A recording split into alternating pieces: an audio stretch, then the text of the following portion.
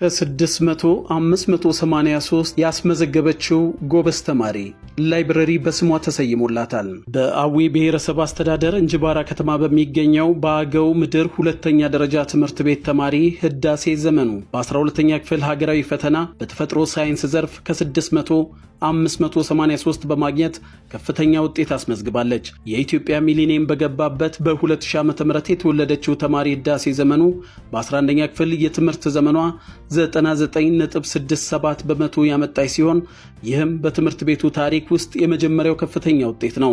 በአሁኑ ወቅትም የ12ኛ ክፍል ተማሪ የሆነችው ህዳሴ ያስመዘገበችው ድንቅ ውጤትና ጥረትን ለማስቀጠል ትምህርት ቤቱ ቤተ መጻሕፍት በስሟ ህዳሴ ቤተ መጻሕፍት በማለት ሰይሞላታል። ተማሪ ህዳሴ የተደረገላትን ዕውቅና ለቀጣይ ጥረቷ ትልቅ የመንፈስ ጥንካሬ እንደሆናት ገልጻ ወደፊት በሶፍትዌር ቴክኖሎጂ ዘርፍ በመሰማራት ሀገሯን ለማገልገል ትልቅ ራዕይ ሰንቃ መማርን አቅዳለች።